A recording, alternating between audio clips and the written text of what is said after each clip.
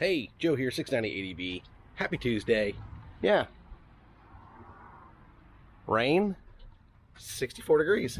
It's actually pretty nice out, to be quite honest with you. I think the high today is only going to be about 74, so times are changing.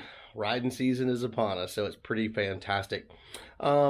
Here is, first off, if you haven't subscribed to the channel, hit that subscribe button, give us a thumbs up. Just want to get that out of the way real quick. Make sure you're part of the channel. Today's tip is kind of an old school tip, and I'm hoping some of the older riders that have been doing it a long time will chime in on how they do it. But a lot of times when you're riding and it's cold out, you don't have heated grips. Sometimes you'll have like a button right over here, or the button will be over here, and it'll heat your grips up for new riders and stuff like that. So when you're riding and your hands get numb or they just start getting real cold, here's a tip that we usually do when we're riding and we don't have heated grips to warm our hands up. We do two things.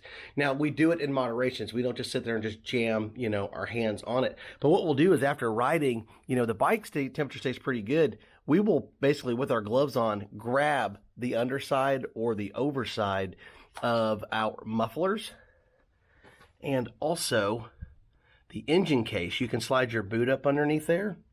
You can also put your boot up underneath here to warm your toes up and stuff like that. Now I'm not going to say that's a perfect scenario, but I am saying, but if you're in a pinch and it's cold out and you're trying to get somewhere and you got caught in some weather, and that's happened to me many times when it's cold out, that can actually work to get those hands unthawed, because it's really hard to ride when your hands are basically frozen and numb. So anyway, unthawing your hands, what do you know if you are a rider and you've been doing it a long time? But for all you new guys, that's a little tip for you that might help you out somewhere down the road on a nice cold day that you got to get to where you're going. Hey, I'm Joe.